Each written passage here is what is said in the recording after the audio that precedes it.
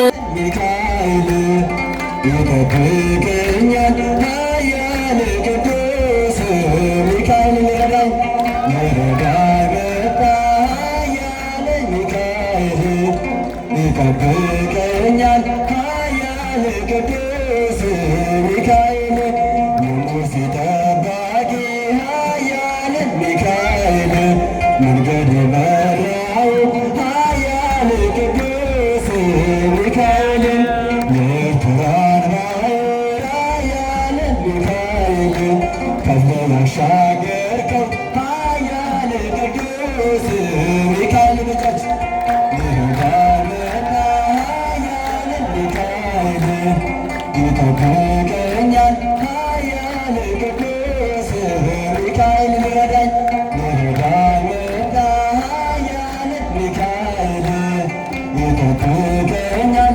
ኃያል ቅዱስ ሚካኤል ክብሩ ከመላእክት ኃያል ሚካኤል ከፍ ከፍ ያለ ነው ኃያል ቅዱስ ሚካኤል ታላቁ አለቃ ኃያል ሚካኤል ከቶ እንዳንተ ማን ነው ኃያል ቅዱስ ሚካኤል ሊረዳኝ መጣ ኃያል ሚካኤል ይጠብቀኛል ኃያል ቅዱስ ሚካኤል ሊረዳኝ መጣ ኃያል ሚካኤል ይጠብቀኛል ኃያል ቅዱስ ሚካኤል በኃጢአት በረሃ ኃያል ሚካኤል መጠለያ ሆነን ኃያል ቅዱስ ሚካኤል ጠላት በመንገድ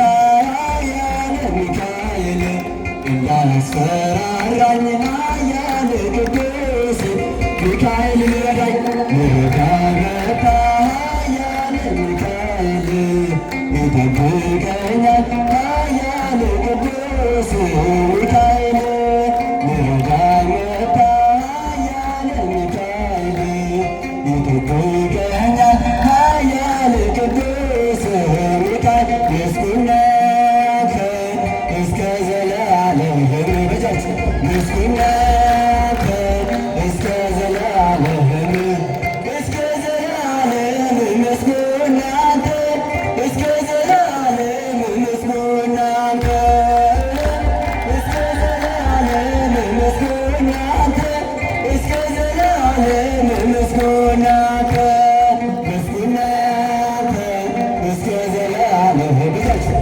ምስጉናከ እስከ ዘላለም እስከ ዘላለም መድኃኔዓለም እስከ ዘላለም መድኃኔዓለም እስከ ዘላለም መድኃኔዓለም እስከ ዘላለም መድኃኔዓለም ምስጉናከ እስከ ዘላለም ብቻችሁ ምስጉናከ እስከ ዘላለም እስከ ዘላለም አማኑኤል እስከ ዘላለም አማኑኤል እስከ ዘላለም መድኃኔዓለም እስከ ዘላለም ዛውረድከ መና ዛውረድከ መና ዛውረድከ መና ዛውረድከ መና ዛውረድከ ሚካኤል ሚካኤል ሚካኤል ዛውረድከ መና ሚካኤል ሚካኤል ሚካኤል ዛውረድከ መና ዛውረድከ መና ዛውረድከ መና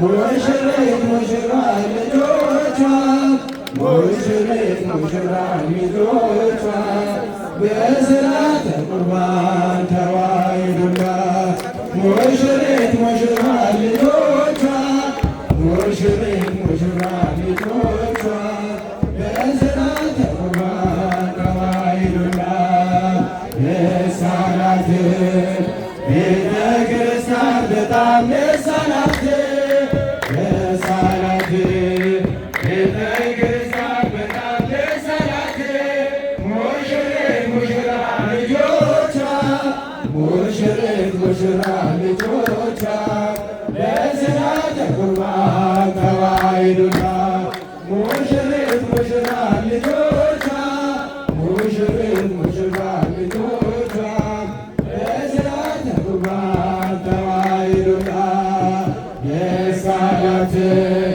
ቤተ ክርስቲያን በጣም ደስ አላት ደስ አላት ቤተ ክርስቲያን በጣም ደስ አላት ሙሽሪት ሙሽራ ልጆቿ ሙሽሪት ሙሽራ ልጆቿ በሥርዓተ ቁርባን ተዋሕዶና ሙሽሪት ሙሽራ ልጆቿ ሙሽሪት ሙሽራ ልጆቿ በሥርዓተ ቁርባን ያስደስታል ያስደስታል ያስደስታል እምነታችን የኦርቶዶክስ ተዋሕዶ የጋብቻ ሥርዓታችን ያስደስታል ያስደስታል ያስደስታል እምነታችን የኦርቶዶክስ ተዋሕዶ የጋብቻ ሥርዓታችን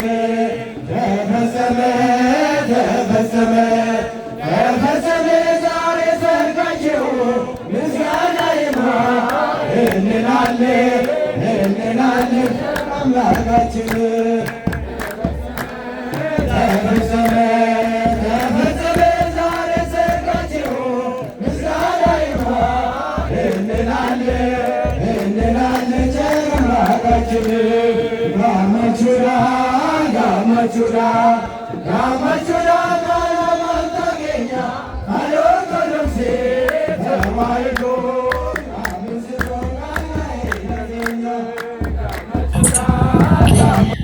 በስመ አብ ወወልድ መንፈስ ቅዱስ አሐዱ አምላክ አሜን።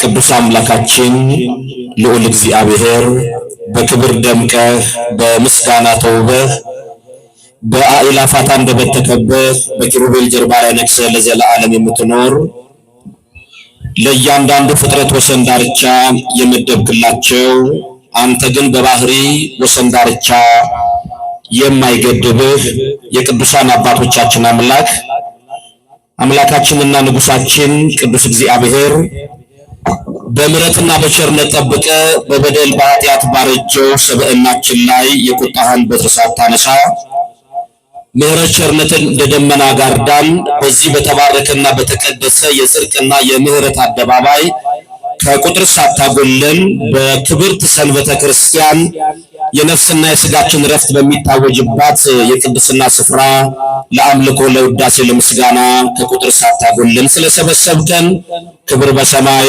ክብር በምድር ለከበረውና ከፍ ከፍ ላለው ስም ላንተ ለዘላለም ይሁን አሜን።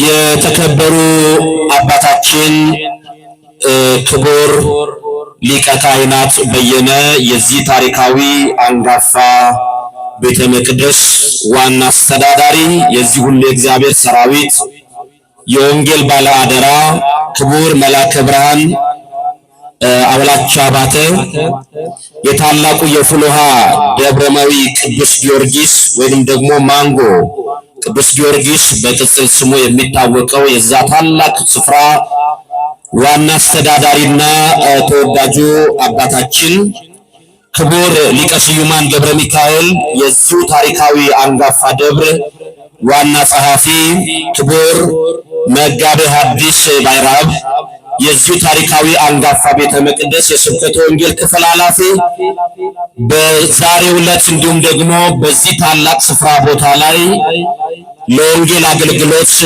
እግዚአብሔር ይህን ታላቅ ሕዝብ እንድታገለግል በዚህ ቦታ ላይ በመመደብ እኔም ደስታዬን ጭምር ለመግለጽ የታደልኩኝ ነኝና ተወዳጁ ባለሁለት ስለት አፍ ወንድማችን መምህር ኤልያስ፣ የተከበራችሁና የተወደዳችሁ የልዑል እግዚአብሔር ቤተሰቦች ማህበረ ምእመናን፣ በዛሬው ዕለት በታላቂቷ በኢትዮጵያ ኦርቶዶክሳዊት ተዋሕዶ ቤተክርስቲያን ሥርዓተ ጋብቻችሁን የፈጸማችሁ የዛሬው ንግሥትና የዛሬው ንጉሳችን ተጋቢዎቻችን ልጆቻችን አምላካችን እግዚአብሔር የሚወዳችሁ የክርስቶስ ቤተሰቦች ምእመናን፣ በአጠቃላይ ከሕፃናት ጭምር በወደደን ባፈቀረን በልጁ በኢየሱስ ክርስቶስ ደም ከኃጢአታችን ነፃ ባወጣን በስመ ገናናው ንጉሳችን በሕያው እግዚአብሔር ፍጹም ሰላም እንደምን አደራችሁ?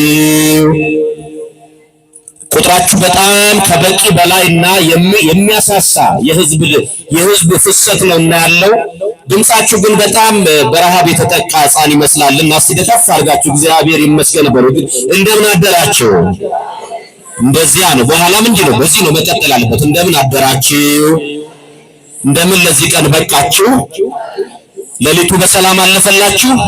እንኳን በሰላም አለፈ። እግዚአብሔር እንኳን በሰላም አሳለፈላችሁ። በጭብጨባና በእልልታ በደንብ ካጨበጨባችሁ አይቀር ካላችሁ አይቀር በደንብ አመስግኑ። እግዚአብሔር አባታችን ስሙ ለዘላለም የተመሰገነ ይሁን። እንግዲህ ዛሬ ተደራቢ በዓል የታላቁ የስመ ገናናው መልአክ የቅዱስ ሚካኤል ወራዊ መታሰቢያ ቀን ነው። እንደገና ደግሞ ሁሉም በክብር ጠቅልሎ የሚገዛ የአምላካችን የቅዱስ እግዚአብሔር ዕለት ሰፍረን ቀን ቆጥረን እንኳን ባናመልከው የጊዜ ባለቤት፣ የወቅት ባለቤት፣ የሰሞን ባለቤት፣ የበጋ ባለቤት፣ የክረምት ባለቤት እርሱ ነውና ሊቃውንቱ እንደሚናገሩት መዝሙረ ክረምት የሚባል ምስጋና በቅዱስ ያሬድ በኩል በተላለፈው የቤተ ክርስቲያናችን የአምልኮ ስርዓት መሰረት አሁን የተቀበልነው ወርሃ ክረምት ከሰኔ 26 ጀምሮ እስከ መስከረም 25 ቀን ለተከታታይ 90 ዕለታት ለተከታታይ 3 ወራት የእግዚአብሔርን መግቦት የእግዚአብሔርን ቃል ሁሉነት ለእግዚአብሔር ለፍጥረቱ ያለውን ቸርነቱን ምሕረቱን ጭምር ቤተክርስቲያን የምትገልጽ ስለሆነ የጊዜ ባለቤት እግዚአብሔር በጊዜ ውስጥም ከጊዜ ውጭም ስለሚገኝ የጊዜው ባለቤት ከጊዜ ውጭም ከጊዜ ውስጥም ያለው እሱ ስሙ ለዘላለም በድጋሚ የተመሰገነ ይሁን። ከፍ አድርጋችሁ እስቲ ለዚህ ክብር ላበቃን አምላክ ምስጋና እንድታቀርቡ እጋብዛችኋለሁ። አባታችን እግዚአብሔር ስሙ ለዘላለም የተመሰገነ ይሁንልን። በሊቃውንቱ ሲዘመር የሰማነው መዝሙር ቅዱስ ያሬድ በድጓ መጽሐፍ ላይ ድጓ ማለት መታጠቂያ ማለት ነው። ዘመናት የሚለኩትና የሚሰፈሩት በድጓ ቀመርና ስሌት በመሆኑ ይህ ድጓ ደግሞ ቅዱስ ያሬድ በመንፈስ ቅዱስ ገላጭነት የደረሰው ያዘጋጀው የእግዚአብሔር ሐሳብ የሚተነተንበትና የእግዚአብሔር ቸርነቱ የሚብራራበት ታላቅ የቤተ ክርስቲያኒቱ አፍና አንደበት የሆነ መጽሐፍ በመሆኑ ይሄ መታጠቂያ ወይንም መቀነት የሆነው የቤተ ክርስቲያኒቱ መጽሐፍ ለእያንዳንዱ ለዓመቱ 52 ሳምንታት ወይንም ለዓመቱ 52 ሰንበታት የሚገባው የእግዚአብሔር ቃል እየሰፈረና እየለካ ብእሴ ሰማያዊ ወመልአክ ምድራዊ አምደ ሃይማኖት የዘመናችን ቅዱስ ቄርሎስ ተብሎ እንደሚጠራው አባ ጊዮርጊስ ዘጋስጫ ባልተናነሰና በተካከለ ልክ መጠን እግዚአብሔርን ካከበረበት ካመሰገነበት የምስጋና ርዕስ ውስጥ የዛሬን ሰንበት የተቀበለና የተሸከመ ለተከታታይ 7 ዕለታት አብሮ የሚቆይ የመዝሙር ርዕሳችን የሚናገረው ቅዱስ ያሬድ የሚመሰክረው ክርስቶስ ንጉስ ነው የሚል ነው። በልስላችሁም ክርስቶስ በሉ ንጉስ ነው። ስሙ ለዘላለም የተመሰገነ ይሁን። አሁን ቤተክርስቲያኒቱን በቅዱስ ጳውሎስ አንደበት ሮሜ 14 ቁጥር 6 ላይ ቀንን የሚያከብር ለእግዚአብሔር ብሎ ያከብራል፣ ብላ እንደምትመሰክር በዚህ ቀን ውስጥ እግዚአብሔር ይከበራል። እግዚአብሔር ሲከበር ደግሞ ማደሪያዎቹ በተጨማሪ ይከበራሉ። አዳሪው እግዚአብሔር በማደሪያዎቹ በቅዱሳን ግሩምና ድንቅ ስለሆነ አዳሪው እግዚአብሔር በዕለታቶች ውስጥ ግሩምና ድንቅ ስለሆነ አዳሪው እግዚአብሔር ለሰው ልጆች እረፍት ተደርጋ የተሰጠችው ሰንበተ ክርስቲያን በተባለችው ዕለት የሚመሰገንና የሚከበር ግሩምና ድንቅ አምላክ በመሆኑ ለእግዚአብሔር ክብር በሚመጥን ልክና መጠን ቤተክርስቲያን ምስጋና ስታቀርብ የመዝሙራ ዋናው አንጓዋ የትምህርቷ ርዕስ የክርስቶስና የክርስቶስ ጉዳይ እንደሆነ ሊቃውንቱ አምልተውና አስፍተው የሚመሰክሩት እውነት ነው። ውድ የእግዚአብሔር ቤተሰቦች ያለ ክርስቶስ ክርስትና ልክ ከባህር ውስጥ እንደወጣ አሳ የሞተ ነው። ያለ ክርስቶስ ክርስትና እንደተለበለበ ግንድ ቅርንጫፍ አለው፣ ቅጠል ግን የለውም። ፍሬ ይጠበቅበታል፣ ግን ፍሬ የለውም፣ ቅጠልም አይታይበትም።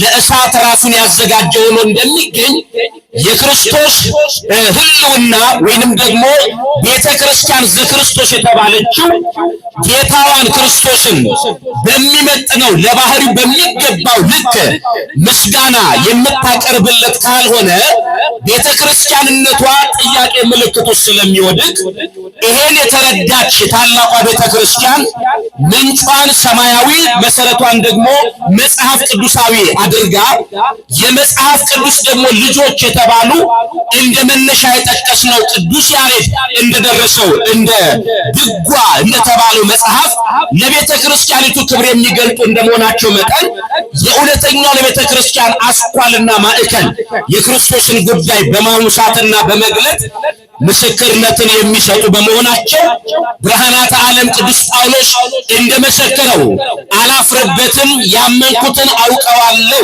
እንዳለ የክርስትናችን መጀመሪያ የክርስትናችን ማዕከል የክርስትናችን ፍጻሜና መደምደሚያ የጌታችን የአምላካችን የመድኃኒታችን የኢየሱስ ክርስቶስ የባህሪ አምላክነቱን ጌትነቱን ንጉስነቱን መግለጥ ነውና ከዚህ የትምህርት አንጓ መካከል ቅዱስ ያሬድ መዘዘና ንጉስ ውእቱ ክርስቶስ በማለት ምን ማለት ነው? ክርስቶስ ንጉስ ነው በማለት የቤተ ክርስቲያኒቱን እውነተኛ ደገኛ ትምህርት አጉልቶ የመሰከረበት ከመዝሙራት በላይ የሚበልጥ የመዝሙር ርዕስ ነው በማለት ቅዱስ አውሳብዮስ ዘቂሳርያ የዚህ የንጉስነቱን የጌትነቱን ክብር እያነሳ የገለጠበትን እውነተኛ ምስክር የሚገልጥበት የሚብራራበት የሚተነተንበት ሰሞን ነውና እግዚአብሔር እንኳን ለዚህ ዕለት ለተከበረ ዕለት በሰላም በጤና በፍቅር አደረሰን አደረሳችሁ እላችኋለሁ።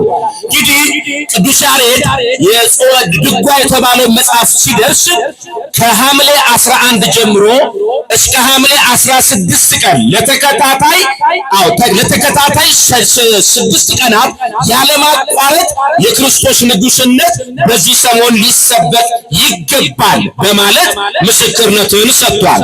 እንግዲህ ዛሬ ቀኑ ስንት ነው? ሐምሌ 12 ነው። እስከ ሐምሌ 16 ተሸክሞ ሳምንቱን የሚመራው የትምህርት ርዕስ ንጉስ ክርስቶስ ንጉስ ነው የሚለው በሉስ የእምነት አቋም ስለሆነ ክርስቶስ ንጉስ ነው በሉ። ክርስቶስ ምንድነው? ንጉስ ነው። ማብራሪያ እየሰጠ ሲመጣ የንጉስነቱ መገለጫ የንጉስነቱ ማብራሪያ የንጉስነቱ እውነተኛ መታወቂያ ምልክቱ ምንድነው ብለን ስንጠይቅ ንጉስነቱን ሲገልጠው የባህሪ ንግስና ያለው ነው ይላል። ይሄ ባህሪ ንግስና ከማንም ያልተቀበለው እከብረ ኃይል ክቡር እጸድቅ ኃይል ጻድቅ እነግስ ኃይል ንጉስ ነው። የባህሪ ንግስና ያለው በመሆኑ ንጉስነቱን አጉልቶ ያሳያል በማለት እግዚአብሔር እንደተናገረው በመጽሐፍ እንደተመሰከረለት ነቢየ እግዚአብሔር ቅዱስ ዳዊት በመዝሙር 73 ቁጥር 12 ላይ እግዚአብሔርሰ ንጉስ ውእቱ እምቅድመ ዓለም ወገብረ መድኃኒተ በማእከለ ምድር አለ። እግዚአብሔር ከዘመናት አስቀድሞ ንጉስ ነው፣ በማእከለ ምድር ግን ምን አደረገ? መድኃኒትን አደረገ አለ።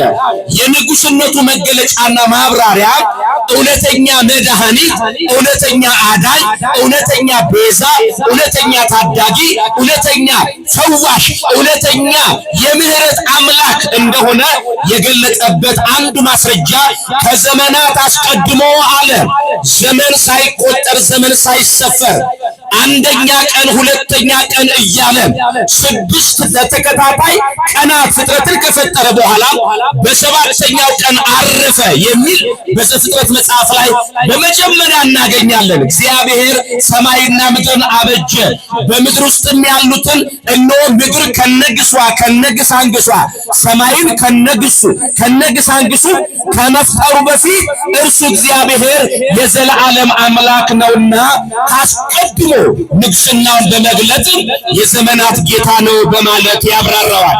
ንጉስ ነበረ ማለት ዓለም ከመፈጠሩ በፊት ነበረ። ዛሬም እግዚአብሔር ስሙ ለዘላለም የተመሰገነ ይሁን ንጉስ ነው። አሁንም ወደፊትም ንጉስ ሆኖ እግዚአብሔር ይኖራል። ስሙ ለዘላለም የተመሰገነ ይሁን። ስለዚህ እግዚአብሔር አለ ቅዱስ ዳዊት ሲናገር እነሆ ከዓለም አስቀድሞ ንጉስ ነበረ የሚለው በእኛ በሰብአዊ ቋንቋ አላፊ ግስ ይባላል። ወይም ደግሞ የቀረ ወደፊት የማይቀጥል በሚባለው በእኛ ቋንቋ የሚገለጽ አይደለም። እግዚአብሔር ንጉስ ከዓለም አስቀድሞ ንጉስ ነበረ ከተባለ ዛሬ አይደለም በእኛ ቋንቋ። አሁን ለእግዚአብሔር ባህሪ ይሄ ነገር አይስማማውም፣ አይቀጸልለትም። ንጉስ ነበረ ማለት ሲገዛ፣ ሲመራ፣ ሲያስተዳድር፣ ሲፈጥር ነበረ። ዘመናት ከመፈጠራቸው በፊት ነበረ አለና ቀጥሎ ምን አለ? ዛሬም እርሱ ንጉስ ነው አለ። በሉሲ ዛሬም እግዚአብሔር ምንድነው? ንጉስ ነው። ንግስናውን የዘመናት ሽርፍራፊ አያጎድሉትም። ንግስናውን ሌላው አልፎ ሌላው ሲተካ እርሱ እግዚአብሔርነቱ አይቀየርም። ንጉስነቱን ማንም አይተካውም። ዛሬም እርሱ ንጉስ ነው አለና በዛሬ ብቻ ንግስና የሚቀር አይደለም። የእስከ ለዘላለም ወደፊትም ምንድነው? ንጉስ ነው ብሎ ምስክርነቱን ሰጥቷል። ክብርና ምስጋና ለአምላካችን ለእግዚአብሔር ለእርሱ ይሁን። እግዚአብሔር በባህሪው አይሾምም፣ አይሻርም። እግዚአብሔር ይሾማል፣ እግዚአብሔር ይሽራል። በዓለም ላይ የነገሱ ነገስታት ዘመናቸው ሲያበቃ ይሻራሉ። ምድሩን ያንቀጠቀጡ ለምድር ስጋት የነበሩ ዓለምን ያጠፋሉ ተብሎ የሰው አእምሮን ሰቅዘው የያዙ ዘመናቸው ሲያበቃ ታሪካቸው ሲጠናቀቅ ከነስም አጠራራቸው ያጠለቁትን የክብር አክሊል የወርቅ አክሊል ያደረጉትን ጫማ የወርቅ ጫማ ተከትሏቸው ወደ መቃብር ሳይገባ ከነስም አጠራራቸው ወደ መቃብር ገብተው ንግስናቸው ተሽሮ አፈር በልቷቸዋል። የኔና የእናንተ ንጉስ ግን የእስከ ለዘላለም ንጉስ ነው። አረ በድጋሚ ከፍ አድርጋችሁ ምስጋና ለስሙ አቅርቡለት። ስለዚህ ክርስቶስ ምን አለ? ንጉስ ነው በማለት አዎ አካላዊ ቃል ወልድ አብ ወልደ ማርያም መድኃኔ ዓለም ኢየሱስ ክርስቶስ የሰው ልጆችን ለማዳን በአጭር ቁመት በጠባብ ደረት ተወስኖ ወደዚህ ቢመጣም እንደ ቤተ አይሁድ ሕግና ልማድ ወይንም አስተሳሰብና አመለካከት ለወጡ ስብሐት ለሱ ምስጋና ይድረሰውና ሩቅ ብእሲ ነው፣ ፍጡር ነው እንጂ ፈጣሪ አይደለም። እርሱ ሎሌ እንጂ ጌታ አይደለም። እርሱ አገልጋይ እንጂ እሱ ንጉስ ወይንም መሪ አይደለም ብለው ይገዳደሩ ይጻረሩ ስለነበረ በዚያ ዘመን የነበረው የቤተ አይሁድን አስተሳሰብ ለማፍረስ እርሱ በሐዋርያት ላይ አድሮ እርሱ ጌትነቱን እንደገለጠ በዘመናችንም ቅዱስ ያሬድ በነበረበት ዘመን ከእርሱ በፊትም የነበሩበት ነገስታትና መሳፍንት በነበሩበት ዘመን ክህደቱ አልተቋረጠምና የክርስቶስን የባህሪ አምላክነት አልወረደም፣ አልተወለደም። ንጉስ ሊባል አይገባውም። እርሱ ጌታ አይባልም።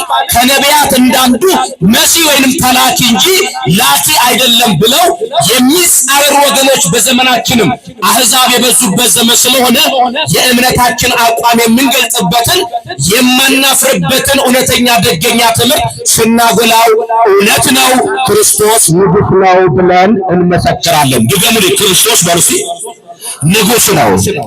ይሄ ደገኛ ትምህርት ቤተክርስቲያኒቱ እውነተኛ ትምህርት ነው። ስለዚህ ከጊዜያት በፊት ንጉሥ ነበረ፣ በጊዜ መካከልም ንጉሥ ነው። ጊዜያትና ዕለታት፣ ሳምንታትና ወራት፣ ዓመታት አልፈው ሲሄዱ እርሱ ንግሥናው የእስከ ለዘለዓለም ነው ብሎ ምስክርነቱን ቅዱስ ያሬድ ይሰጣል። ቀጥሎ ምን አለ? የንጉሥነቱ ኳሊቲ ከሌሎች የዓለም ነገሥታት እውነት ነው እርሱ የሾማቸው እርሱ የቀባቸው ምድርን የሚገዙ የሚያስተዳድሩ የሕዝብ አለቃ ሆነው የተሾሙ ብዙዎች ተነስተዋል። ብዙዎች ግን የማይታወቁበት ምልክት እርሱ የራሱ ብቻ የሆነ መገለጫ አለው። ቅዱስ ያሬድ ምን አለ? ንጉሥ ውእቱ ክርስቶስ ካለ በኋላ እንደገና በቀጥሎ ምን አለ? መሐሪ ነው አለ። ደግሞ ምንድነው እሱ? ንጉሥ ሆኖ መሐሪ ሲሆን ደስ አይልም? ንጉሥ ሆኖ ይቅር ባይ ሲሆን ደስ አይልም? በዓለም ላይ የትኛው መሪ ነው ለበደለው፣ ላጠፋው፣ ሀገር ላወደመ፣ ሰው ለገደለ ምሕረትና ይቅርታ የሚሰጥ? ተመልከቱ።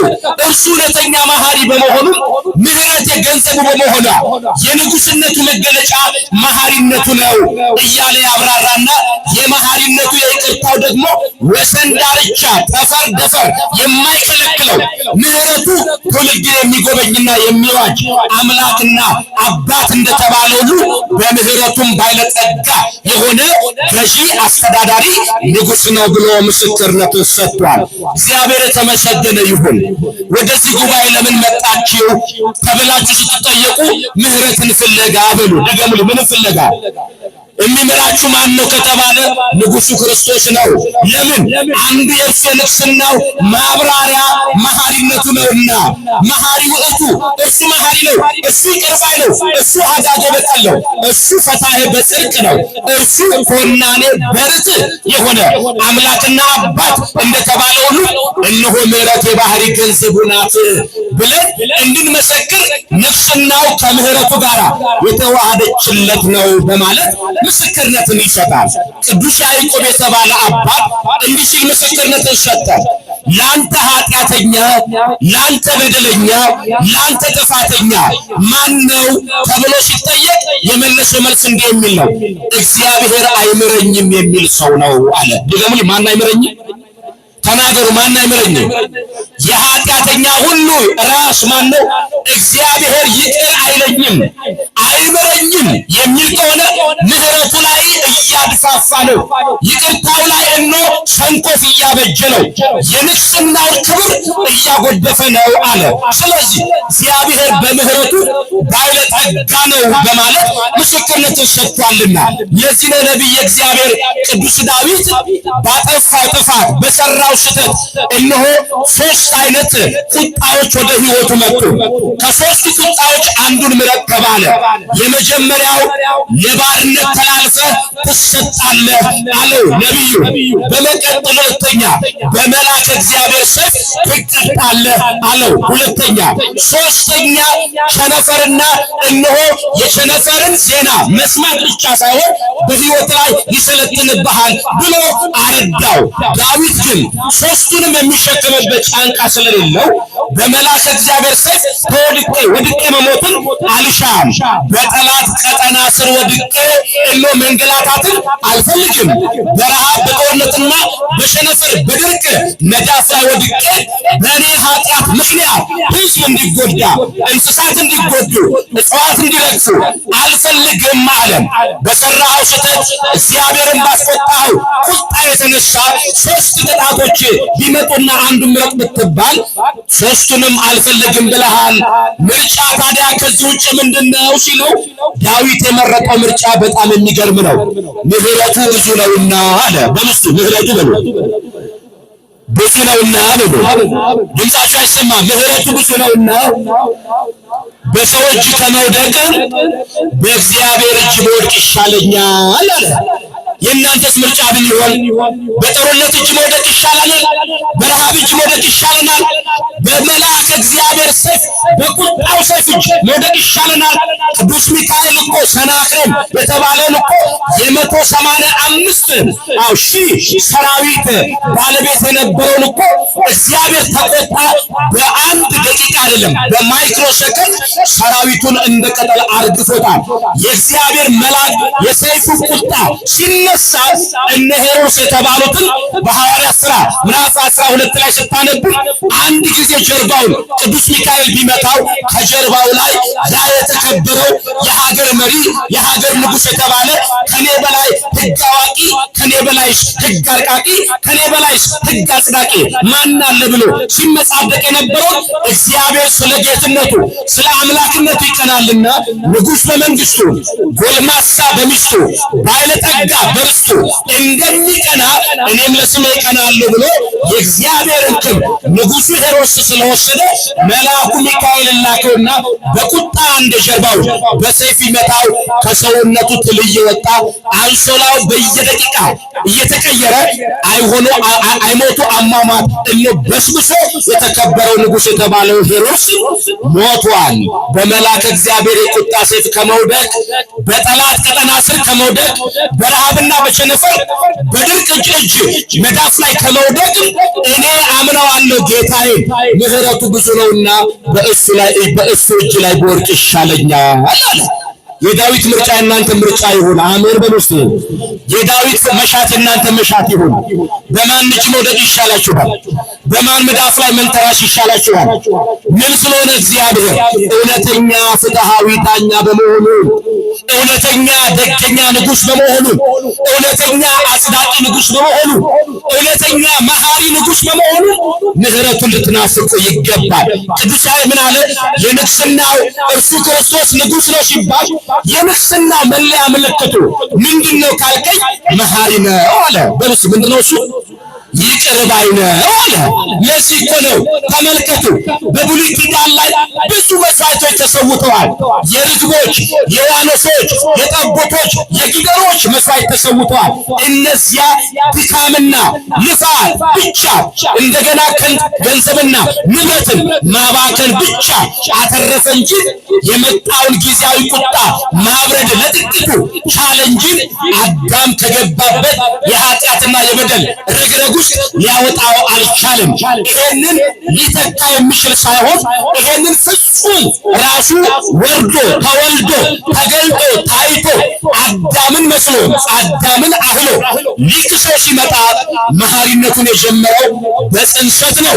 በጽንሰት የተጀመረ የምህረቱ ሥራ ቀራንዮ ኮረብታ ላይ እንደ በሬ ቆዳ ተወጠረና ከሰማይ ዝቅ ከምድር ከፍ ብሎ እነሆ ሰማይና ምድርን ለማስታረቅ ሕዝብና አሕዛብን ለማቀራረብ መላእክትና ሰውን በቋንቋ እንዲግባቡ ለማድረግ ከሰማይ ዝቅ ከምድር ከፍ ብሎ ተሰቀለና ከተናገራቸው የፍቅር ቃላት አንዱ ንጉሥ ክርስቶስ አባት ሆይ የሚያደርጉትን ስለማያውቁ ምን በላቸው ይቅር በላቸው ነው ያለው። ስለዚህ በምህረት የተጎበኛችሁ ናችሁ።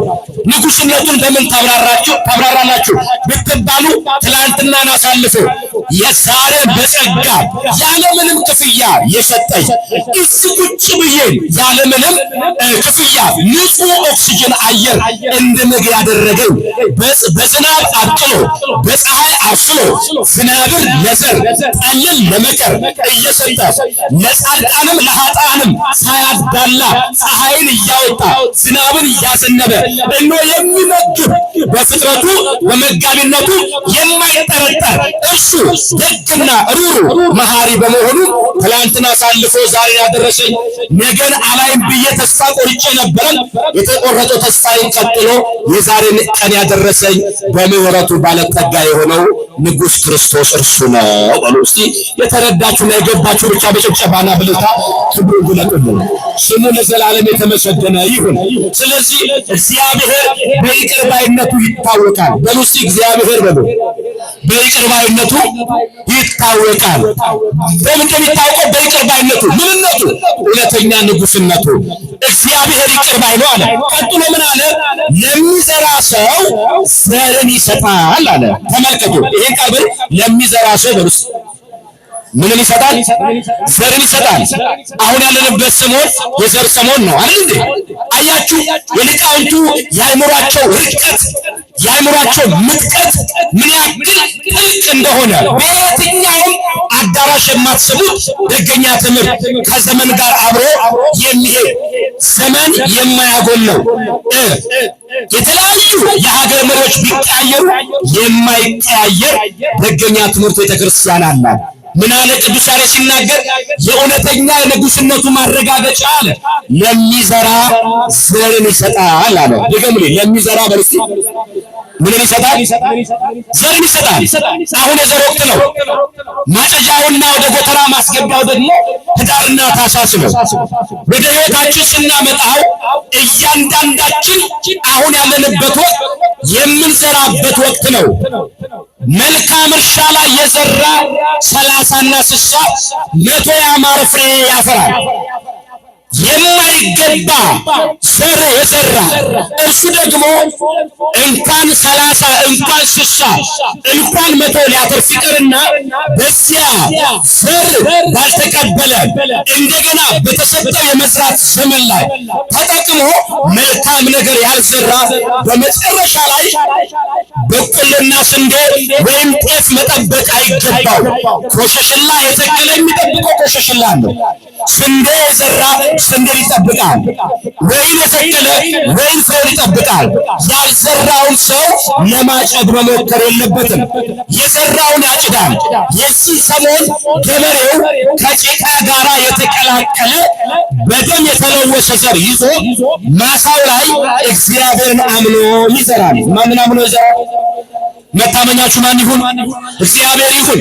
እግዚአብሔርን አምኖ ይዘራል። አብቃዩ እግዚአብሔር ነው።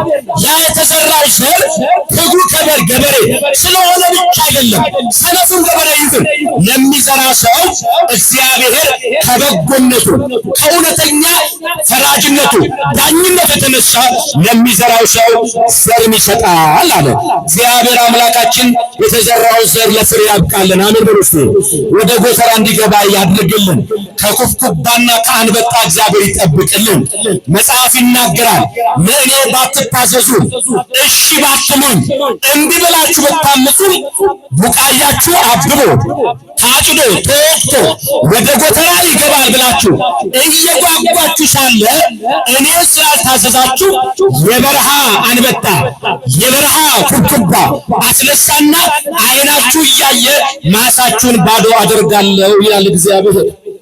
ዛሬ ኢትዮጵያውያን መፍራት ያለብን ከዘራነው ክፉ ዘር የተነሳ በማሳው ላይ የሚበቅለው መብቀል ሲገባው እግዚአብሔር አዝኖ ከኃጢአት ከበደል መላቀቅ ሲገባን በቁስሉ ላይ እንደገና እንደ ሌንጊኖስ ጦር ለመምዘዝ የምንነሳ ከሆነ ያበበው ያፈራው ያቆጠቆጠው ሁሉ እያጓጓን ወደ ጎተራ ይገባል ብለን ስንመኝ አደራ አንበጣ እንዳይበላው ኩብኩባ እንዳያገኘው ተግተን መጸለይ ይገባናል።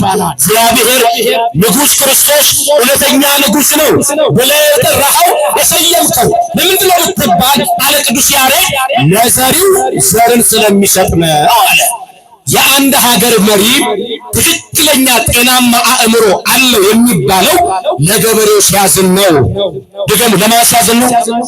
ገበሬ የሀገር ሳምባ ነው። የሀገር እስትንፋስ ነው። የገበሬ አገልግሎት ከቆመ ከተሜ ይራባል፣ ከተሜ ድርቅ ያገኘዋል።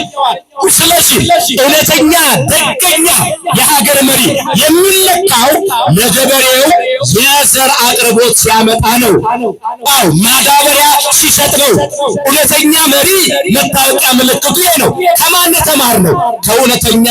ከእውነተኛው የዘር ሰጪ አብቃይና አጽዳቂ መጋቢ ከሆነው ከእውነተኛው ከንጉሥ ክርስቶስ የተማርነው የደገኛ መሪነት ኳሊቲ ይሄ ነው። ለዓለማችን ለገበሬው የሚያዝኑ መሪዎችን በቁጥር ያብዛልን። አሜን በሉ እንጂ ገበሬ መከበር የለበትም ወይ? አሁን ከዚህ ወጣ ስትሉ እኮ ገበሬዎች አሉ እኮ ከጭቃ ጋር እየታገሉ ያሉ ለነገለኛ ለከተሞቹ በአይሱዙና በተለያዩ መኪና ተጭኖ ወደ ገበያ ገብቶ እኛ ጠግበን እግዚአብሔር እንድናመሰግን ጠግበን ደግሞ እንዳናሳዝን እየጸለዩ ዘራቸውን የሚዘሩት ትጉ ገበሬዎች አሉ።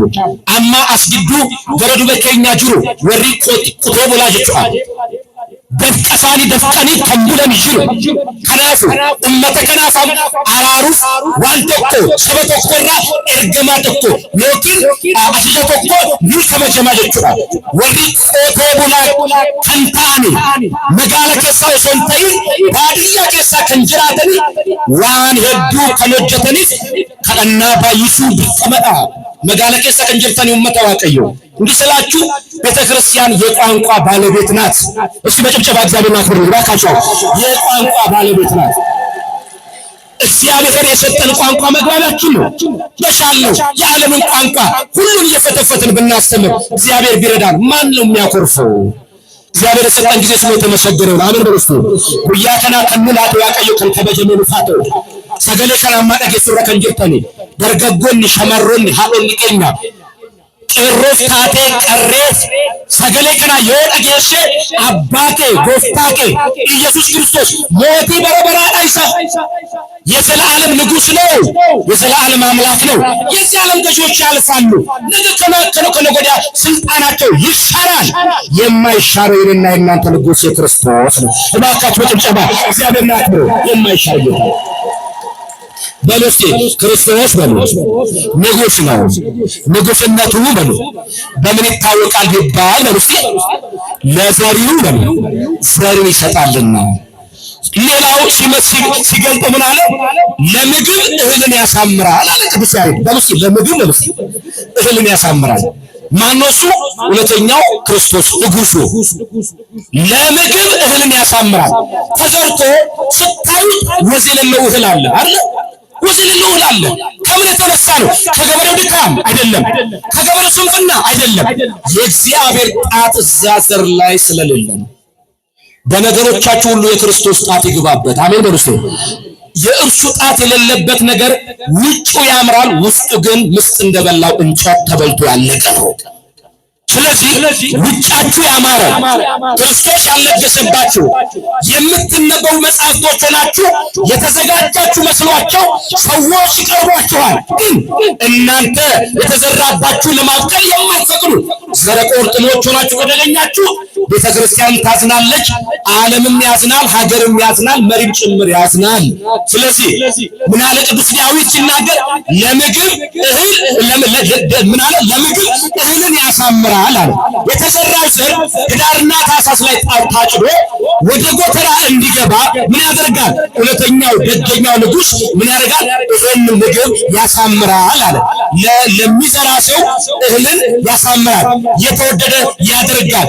ለመስዋዕትነትን ወደ ቤተ መቅደስ ቀርቦ ለስጋው ማዘጋጃ እንዲሆን ፍሬ ግብር ሆኖ ያገለግላል አለ። እግዚአብሔር ያልፈቀደለት ዘር ስንዴ ቢሆን ውጩ ሲያምር ለመስዋዕትነት ይቀርባል ተብሎ እነሆ አይጋበዝም። የተንጠለጠረ የተመረጠ ንጹህ የሆነ ዘር ቤተክርስቲያን ትፈልጋለች። እግዚአብሔር ንጹህ ዘር ያድርገን። አሜን በሉ። እርሻዎቹ እኛ ነን። የሚዘራብንም የእግዚአብሔር ቃል ነው። ሲዘራብን እኛ ወዛም እንድንሆን ሌሎች ሳይሆን በእኛ የተነሳ በእኛ መልካምነት የተነሳ እግዚአብሔር ንጉሥ ክርስቶስ እንዲከብር ምክንያት ልንሆን እንችላለንና እንደተናገረው ለምግብ እህልን ያሳምራል አለ። የዘረጋችሁት ሌማታችሁ ላይ ያስቀመጣችሁት እንጀራ አይነ በጎ እንጀራ ስትበሉት ሳይሆን ገና ሳትበሉት የሚያጠግባችሁ እንዲሆን ለምግባችሁ እግዚአብሔር ወዝ ይስጥላችሁ። አሜን ወልስ ምን ይስጥልን? ወዝ በሉ ምን ይስጥልን? ለምግብ ምን ይስጣል? ውበትን ይሰጣል፣ ደምግባትን ይሰጣል፣ አው ገጽታን ይሰጣል አለ። አያችሁ፣ የደገኛው የእውነተኛው የክርስቶስ ደገኛ ንጉስነቱ ማብራሪያ ምልክቱ አንዱ ለምግብ እህል ያሳምራል አለ። ያሳምራል፣ ይኩላል፣ ያስተካክላል፣ ያበጃል። አው ለቁመተ ስጋ እንዲበቃ እኛ ብቻ አይደለንም። ይሄ ምግብ የሚጠብቁ አሉ። ሌሎቹ ደመነፍሶቹ እንስሳቶቹ አሉ፣ ሌሎቹም አሉ፣ እጽዋትም ጭምር የሚመገቡት ምግብ አለ። ለነዚህ ሁሉ በመግቦቱ ስለማይጠረጠር እነሆ እያሳመረ ያቀርብላቸዋል። ዳዊት ሲናገር ምን አለ? እንዲህ ብሎ መሰከረ። መዝሙር 144 ላይ እሱ ሁላችሁም በሉ አንተ በሉ እጆችህን ትከፍታለህ ሕይወት ላለው ሁሉ በሉ ከመልካምነትህ ታጠግባቸዋለህ። እግዚአብሔር መልካም ነው። በሉ እግዚአብሔር ምንድነው? የሚመግበን በምንድነው? በመልካምነቱ ነው። ምግባችን ላይ መርዝ አይነሰንስም። ይብላኝ አንተ ቆመ ለመሄድ ስላማረብህ ቆንጆ ስለሆንክ ስለደመቅህ ብዙ ጓደኛ ብዙ ወዳጅ ስላለ አንተ እግርን ጠብቀው ጓደኛ ስላበዛ ወዳጅ ስላለ ለሀገር ታማኝ ለቤተ ክርስቲያን ታማኝ መሆን የሚቀናበት ጠላት አለ። ጥሩ ምግብ ያቀርብልናል፣ ምግብ መካከል መርዝ ይነሰንሳል። እግዚአብሔር እንዲህ አይደለም። መርዙን ነቅሎ ጤናማውን ምግብ ይመግባል። አረ ለዚህ ጌታ ምስጋና ይገባል። በደንብ አድርጋችሁ አመስግኑ። ይሄን ነው አለ። ሲጨርሰው ትምህርቴን ቀጥሎ ምን አለ? የእውነተኛ ንጉሥ ውእቱ ክርስቶስ፣ ክርስቶስ እውነተኛ ንጉሥ ነው አለ። እውነተኛ የምትለው ቃል ቀጣይነት ማብራሪያ እንድትሆን የገባች ሳትሆን እውነተኛነቱን የምትገልጥ እስከ ለዘላለም ንጉሥነቱን የምታብራራ ምን አለ? የእውነተኛው ንጉሥ ክርስቶስ ደገኛ ንጉሥነቱ በምን ይገለጣል ካልከኝ፣ እነሆ ድሃውን ከምድር ያነሳል አለ። በልሲ ድሃውን በልሲ ከምድር ያነሳል። ዛሬ ከምድር ድሃን የሚያነሳል የጠፋው ድሃ የተጠላበት፣ ድሃ የተጸየፈበት፣ ልብስ አዳፋ፣ ንግግሩ ጎልዳፋ የሆነ ሰው ስፍራ የተነፈገበት ድሃ በየስፍራችን ትልቁ ድሃ ትንሹን ድሃ የሚንቅበት፣ እግር ያለው እግር የለውም የሚጸየፍበት፣ አንደበተ ልጥፍ የሆነው አንደበት አለኝ ዳቦውን ድንጋዩን ዳቦ ነው ብዬ የማሳመን አቅም አለኝ ያለው ንግግር ክህሎት የሌለውን ምስኪኑ ሰው የሚንቅ ነው። እግዚአብሔር ግን ድሃውን ከምድር ያነሳዋል አለ። አረ ክቡር ስሙ ለዘላለም የተመሰገነ ከምድር እግዚአብሔር አሁንም ድሆችን ከምድር ያንሳልን። አሜን። እርፍቴ ለክብር ያቁምልን። ጥሏቸው የማያልፍ ደገኛ ንጉሥ ክርስቶስ ብቻ ነው። እናንተንም ይጎብኛችሁ። አሜን በሉስ። ድሃ ሲባል አይን አጣ፣ ወገቡ የጎበጠ፣ አይኑ የፈረጠ፣ ጧሪ ቀባሪ አጣ፣ ድንጋይ ትራሱ፣ ካርቶን መኝታው፣ በየቱቦስ ገብቶ የሚያድረው ቤንዚን እያሸተተ የቀኑን ሐሩር የሌሊቱን ቁር ለማለት የወደቀውን ብቻ አይደለም። ዛሬ የአእምሮ ድሃ የሆነ ስንት ማህበረሰብ አለ። ይሄንን የወደቀ አስተሳሰብ የያዘ በስም ዶክትሬት ይዟል፣ በስም ማስተርሱን ጨብጧል፣ በስም ኢንጂነር ነው፣ በስም ዶክተር ሐኪም ነው ተብሎ ተሰይሞ ድሃውን የሚገድል የማይገባ መርፌ የሚወጋ እንዝላል የሆነ የሕክምናን ገጽታ የሚያበላሽ ተምሯል ተብሎ ስፍራ የተሰጠው ግን ካልተማረው እኩል የሚያስብ ስንት የወደቀ አእምሮ ያለው ድሃ አለ። እግዚአብሔር ያንሳልን። አሜን በሉስ። ያንሳልን ማለት እንቀልላል ያጥፋ አይደለም። እግዚአብሔር እንደገና ይስራው ነው። በሉስ እንደገና ምን ያርገው? ይስራው። ዛሬ ያልፈረሳል ከዚህ ጉባኤ መካከል በዘር በሃይማኖት በፖለቲካ በአስተሳሰብ በአመለካከት በተለያየ በጎጥ በወንዝና በአጥንት ያልፈረሳል። ከቤተ ክህነቱ እስከ ቤተ መንግስት ስትሄድ በአደባባይ ላይ ዓለም ላይ ባለ ስልጣን ቤተ ክህነት ውስጥ ባለው ሽርኩቻ በዚህ ቆሻሻ አስተሳሰብ ያልወደቀ ሰው የለም። እግዚአብሔር እንደገና አምላክ ነውና እንደገና ያጽዳን። አሜን በሉ እስቲ። እሺ ቤተ ክርስቲያን ፈተና እንደ ዶፍ ዝናብ እየወረደባት ያለው እኛ በሰራነው መጥፎ አስተሳሰብና አመለካከት ነው። እግዚአብሔር ለዓለሙም የዘር ፖለቲካ አይጠቅመውም፣ እንኳን ለመንፈሳዊ ዓለም። እኛ የተመረጥን ቅዱስ የእግዚአብሔር ሕዝቦች ነን። እመኑ። ከዘር ከቋንቋ ከብሔር ተዋይተን ብንመጣ እንኳን የዳነው በአንዱ በክርስቶስ ደም ነው። ከዚህ ውጭ ሌላው መናኛና ከንቱ ነው። ላዳነን ጌታ በደሙ ለዋጀን ንጉሥ ለእርሱ አረ ክብር ምስጋና ለስሙ ይሁንለት። እባካችሁ በሉሲ የንጉሥነት በሉ መታወቂያ ምልክቱ ድሃውን በሉ ከምድር የምታነሳ ነህ። ስለዚህ የአእምሮ አስተሳሰብ ድሃ ሆናችሁ እግዚአብሔር እንደገና ያንሳችሁ ነው። ኤስድሮስ የተባሉት የጎንደር ሊቅ ሲጠየቁ ደቀ መዝሙራቸው ቀረብ ባለና መምህር የእንታ አቤት አንድ ጥያቄ ልጠይቁት ነው። እሺ በጣም ትምህርት ወዳለውና እስከ እድሜ ልክ ድረስ ተምሬ ከእርሱ ጋር ብኖር ደስ ይለኛል ብሎ ይጠይቃቸዋል። ጥሩ ነው ምኞትህ አሉት። መልካም ነው መማር ጥሩ ነው። አንድ ነገር ግን ልንገር አሉት። መማር ማወቅ አይደለም አሉ።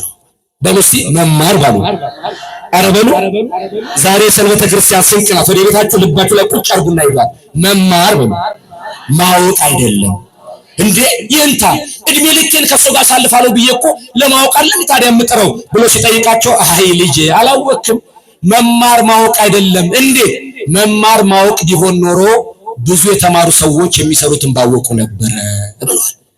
ዛሬ በደሉ ማን ጋር ነው? የተማረው ጋር። ጥፋቱ ማን ጋር ነው? የተማረው ጋር። ሀገር እየፈረሰች ያለችው የተማረው ጋር፣ ኤሊቶቹ ጋር። የተማረው ማን ነው? ትልልቅ ስፍራ የሰጠናቸው ጋር።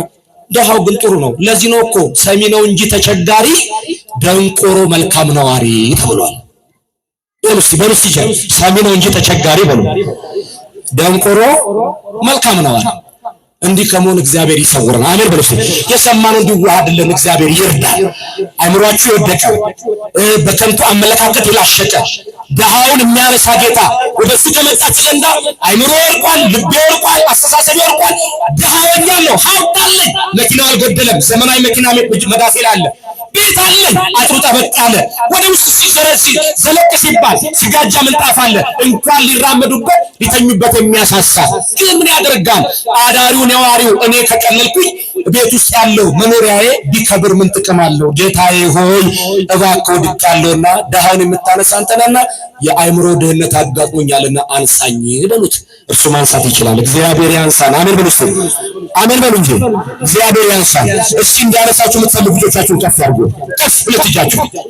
ያው ባለፈው ነግሬያችኋለሁ። አንድ እጅ ለፓርላማ ነው፣ ሁለት እጅ ለእግዚአብሔር ነው አይደል እንዴ? እጆቻችሁ ከፍ አድርጉ ስትባሉ ከፍ ማውጣት። ከፍ አድርጉ። ማን ያንሳን?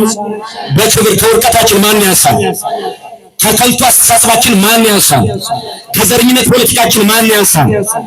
ሀገር ከሚያፈርስ አስተሳሰብ ማን ያንሳን? አይምሯችን እግዚአብሔር ይቀይርልን። እስቲ ለዚህ ለክርስቶስ ጌታ ከፍ ያለ ምስጋና ይገባል። በደንብ አድርጋችሁ አመስግኑ። ክርስቶስ በሉ ንጉሥ ነው። ወስብሐት ለእግዚአብሔር። እግዚአብሔር የተመሰገነ ይሁን። ጉያከና ከኑላቴ ዋቅልኬ ፈይሳንኬኛ ኡማንኬኛ ኢየሱስ ክርስቶስ ሞቲኬኛ መቃንሳ በራሴ አመበረበራቴ ከንገለቴ ፈሜቴ ከኑፋቴ ኑፋተው አሜን በሉ እንጂ። ኦሮምኛ ቋንቋ ማስሙ ነፍሳችሁ ትሰማለች። አሜን በሉ። አዎ አማርኛ ቋንቋ ማስሙ ኦሮምኛ ቋንቋ ብቻ የምታዳምጡ አማርኛም ሲነገር አሜን በሉ ነፍሳችሁ ትሰማለች። እግዚአብሔር ይናገረን። አሜን በሉ። ሰባኪ በሉ ለጆሮ ይናገራል፣ ክርስቶስ ግን በሉ ለልብ ይናገራል። አሁን የነገረ ማን ነው? ደገኛው ንጉሥ ማን? ክርስቶስ። ስሙ ለዘላለም የተመሰገነ። እኔ በጣም ደስ ብሎኛል። ለዓይኔ ስለሞላችሁ እግዚአብሔር ያግድላችሁ። ወደ ቤት ስትገቡ ሰላም ይጠብቃችሁ። ያው ባለፈው ነግሬያችኋለሁ። አንድ እጅ ለፓርላማ ነው፣ ሁለት እጅ ለእግዚአብሔር ነው አይደል እንዴ? እጆቻችሁ ከፍ አድርጉ ስትባሉ ከፍ ማውጣት። ከፍ አድርጉ። ማን ያንሳን? በክብር ከውርቀታችን ማን ያንሳን? ከከንቱ አስተሳሰባችን ማን ያንሳን? ከዘረኝነት ፖለቲካችን ማን ያንሳን? ሀገር ከሚያፈርስ አስተሳሰብ ማን ያንሳን? አይምሯችን እግዚአብሔር ይቀይርልን። እስቲ ለዚህ ለክርስቶስ ጌታ ከፍ ያለ ምስጋና ይገባል። በደንብ አድርጋችሁ አመስግኑ። ክርስቶስ በሉ ንጉሥ ነው። ወስብሐት ለእግዚአብሔር። እግዚአብሔር የተመሰገነ ይሁን። ጉያከና ከኑላቴ ዋቅልኬ ፈይሳንኬኛ ኡማንኬኛ ኢየሱስ ክርስቶስ ሞቲኬኛ መቃንሳ በራሴ አመበረበራቴ ከንገለቴ ፈሜቴ ከኑፋቴ ኑፋተው አሜን በሉ እንጂ። ኦሮምኛ ቋንቋ ማስሙ ነፍሳችሁ ትሰማለች። አሜን በሉ። አዎ አማርኛ ቋንቋ ማስሙ ኦሮምኛ ቋንቋ ብቻ የምታዳምጡ አማርኛም ሲነገር አሜን በሉ ነፍሳችሁ ትሰማለች። እግዚአብሔር ይናገረን። አሜን በሉ። ሰባኪ በሉ ለጆሮ ይናገራል፣ ክርስቶስ ግን በሉ ለልብ ይናገራል። አሁን የነገረ ማን ነው? ደገኛው ንጉሥ ማን? ክርስቶስ። ስሙ ለዘላለም የተመሰገነ። እኔ በጣም ደስ ብሎኛል። ለዓይኔ ስለሞላችሁ እግዚአብሔር ያግድላችሁ። ወደ ቤት ስትገቡ ሰላም ይጠብቃችሁ።